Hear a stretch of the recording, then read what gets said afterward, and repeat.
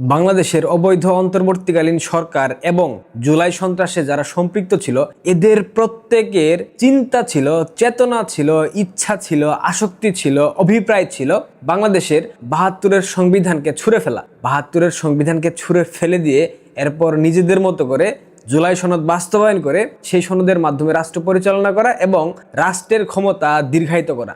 এটা ইউনূসের পরিকল্পনা ছিল, বলতে পারেন আইএসআই এর পরিকল্পনা ছিল, বলতে পারেন ডিপ স্টেটের পরিকল্পনা ছিল, বলতে পারেন সিআইএ পরিকল্পনা ছিল। যেটাই বলেন না কেন, তাদের সকল কিছুর ঊর্ধ্বে সব থেকে বড় ইচ্ছা ছিল বাংলাদেশের সংবিধানকে ছুঁড়ে ফেলা, বাংলাদেশের সংবিধানকে ছুঁড়ে ফেলে দিয়ে তাদের মন মতো একটা সংবিধান প্রণয়ন করা আলী রিয়াজের মাধ্যমে, আলী রিয়াজ গঙের মাধ্যমে। এরপর বাংলাদেশের রাষ্ট্র ক্ষমতা দীর্ঘমেয়াদী দখল করা, ভোগবিলাসিতা করা।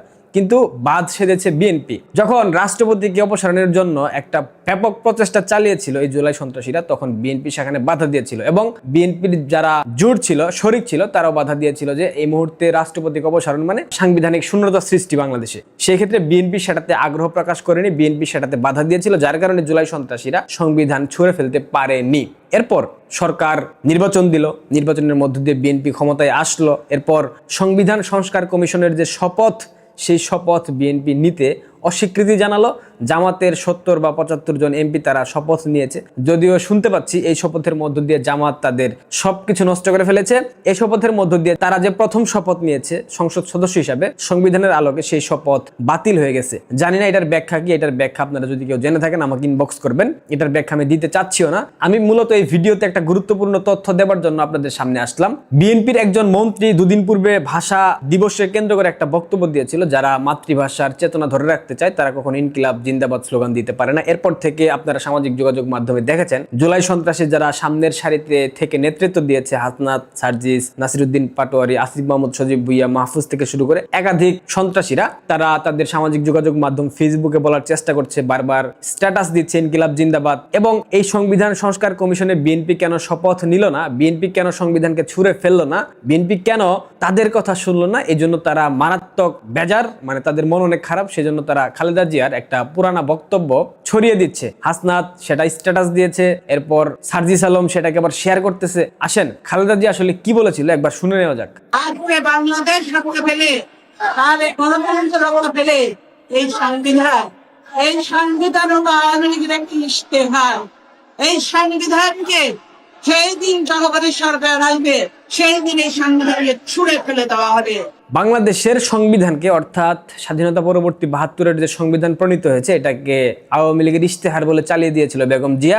ওই পুরানা বক্তব্যকে সামনে এনে তারা বিএনপিকে বোঝানোর চেষ্টা করছে এই সংবিধান মানে ৭২-এর সংবিধান কোনো সংবিধান না, এটা মূলত আওয়ামী লীগের চাপিয়ে দেওয়া একটা সংবিধান। এই সংবিধানকে শুধুমাত্র আওয়ামী লীগের স্বার্থ রক্ষা করে, এই সংবিধানকে শুধুমাত্র আওয়ামী লীগের নেতাকর্মীদের স্বার্থ রক্ষা করে। এই সংবিধানে কি ধর্মনিরপেক্ষতার কথা বলা নাই, বাঙালি জাতীয়তাবাদের কথা বলা নাই, বাঙালির অধিকার আদায়ের কথা বলা নাই, বাঙালির মুক্তির কথা বলা নাই, ভোটাধিকার এখানে কি নাই, জনগণের মৌলিক অধিকারের কথা বলা নাই? সবকিছু বলা আছে। তাহলে কিভাবে এই সংবিধান শুধুমাত্র বাংলাদেশ আওয়ামী লীগের ইশতেহার হয়? বেগম জিয়ার সেই বক্তব্য ছড়িয়ে দিয়ে বিএনপিকে বারবার বোঝানোর চেষ্টা করছে আপনারা সংবিধান কেন ছুঁড়ে ফেলছেন না। তার উপর মরার উপর খাড়ার ঘা হয়ে দাঁড়িয়েছে মহামান্য রাষ্ট্রপতির একটা সাক্ষাৎকার। তিনি যেই সব ব্লান্ডার করেছেন, তিনি যেসব কথা বলেছেন, প্রত্যেকটা কথা আগামী দিনে বাংলাদেশের নথি হিসেবে অধিভুক্ত হবে এবং এই নথি দিয়ে, এই দলিল দিয়ে ডক্টর ইউনূস গং এবং ডক্টর ইউনূসের আশেপাশে যারা ছিল জুলাই সন্ত্রাসে সম্পৃক্ত প্রত্যেকের বিচার হবে এবং সংবিধানের ৭ ক ধারা অনুযায়ী এদের প্রত্যেককে ঝুলানোর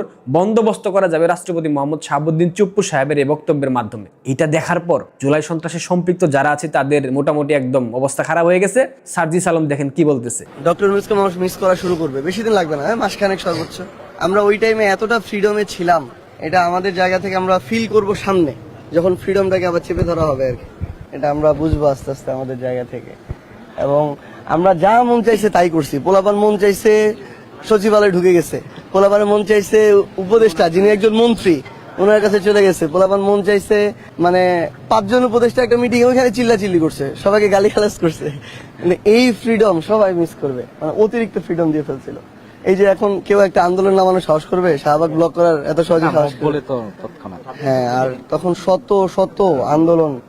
ডক্টর ইউনূসকে মানুষ মিস করা শুরু করবে, বেশি দিন লাগবে না, সর্বোচ্চ মাসখানেক লাগবে। কারণ আগে এমনই ফ্রিডম ছিল যে মন্ত্রণালয়ে মন্ত্রীরা বৈঠক করছে, সেখানে গিয়ে চিল্লাচিল্লি করা গেছে। মানে মবের যে কালচারটা ছিল ইউনূসের শাসনামলে, সেই মবের কালচার এখন নাই, মোটামুটি অনেকটাই কমে গেছে, যার কারণে তাদের অনেক মনক্ষুণ্ণ, তারা কষ্ট পাচ্ছে, তারা ভাবছে ডক্টর ইউনূসকে বাংলাদেশের মানুষ মিস করবে। ভাবা যায় কি ধরনের বুদ্ধি নিয়ে এরা নাকি জাতীয় রাজনীতি করে। যাই হোক, যেই মূল প্রসঙ্গ, সার্জিস আলম, নাসিরউদ্দিন পাটোয়ারি, আসিফ মাহমুদ সজীব ভুইয়া ও মাহফুজ আলম, এই চারজন খুব দ্রুততার সাথে বাংলাদেশ থেকে সেফ এক্সিট নেওয়ার জন্য সর্বোচ্চ প্রক্রিয়া চালাচ্ছে এবং এই প্রক্রিয়ার অংশ হিসেবে তারা বাংলাদেশে অবস্থিত পাকিস্তান হাই কমিশন, তাদের যে বাপদাদাদের দেশ, সার্জিসদের বাপদাদাদের দেশ পাকিস্তান হাই কমিশনের একজন কর্মকর্তা মিস্টার কামরান ধাঙ্গাল তার নাম, তিনি কাউন্সিলর পলিটিক্যাল, তার সাথে সব ধরনের দেন দরবার চালাচ্ছে, বিভিন্ন ধরনের তাকে লোভনীয় প্রস্তাব দেওয়া হচ্ছে, টাকা পয়সার একটা ব্যাপক লেনদেন হবার সম্ভাবনা আছে।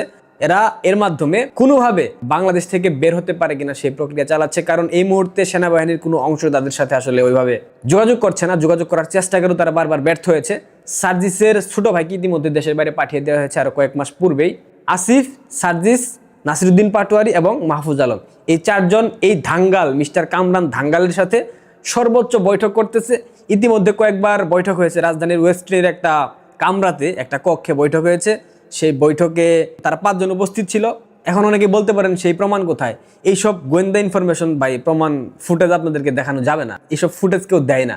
যদি বিশ্বাস না হয় আপনারা আপনাদের সোর্সের মাধ্যমে খবর নিয়ে দেখতে পারেন। তারা এই কামরান ধাঙ্গালের সাথে বিশাল অঙ্কের একটা অ্যামাউন্ট লেনদেনের কথা বলতেছে। যদি মোটামুটি তিনি আগ্রহী হন, সেক্ষেত্রে দেখা গেছে সার্জিস হয়তো বা দেশ থেকে চলে যেতেও পারে। এখন বিএনপি তাদেরকে আটকাবে কিনা, তাদের যেই অপশাসন, তাদের যে দুর্নীতির ফিরিস্তি গত 17-18 মাসে, এগুলা বিএনপি যদি সামনে নিয়ে সেদেরকে আইনের আওতায় আনে, তবে বাংলাদেশের মানুষ হয়তো বা এই যাত্রায় বিএনপিকে ক্ষমা করলে করতেও পারে। আর যদি এদেরকে সেফ এক্সিট দেওয়া হয়, সেক্ষেত্রে আমার মনে হয় না বিএনপির প্রতি বাংলাদেশের মানুষের ওই বিশ্বাসটুকু থাকবে। বাংলাদেশের ইমিগ্রেশন কর্মকর্তা যারা আছেন প্রত্যেকটা বিমানবন্দরে, পাশাপাশি যারা এই সংশ্লিষ্ট কাজের সাথে সম্পৃক্ত, তাদের উদ্দেশ্যে একটাই বার্তা থাকবে, এ ধরনের দেশদ্রোহী, এ ধরনের লুটপাটকারীকে আপনারা দেশ থেকে চলে যেতে দেবেন কিনা সেটা আপনাদের বিবেকের উপর প্রশ্ন রেখে গেলাম। আশা করি আপনারা সবাই বুঝতে পেরেছেন। ভালো থাকবেন, ধন্যবাদ।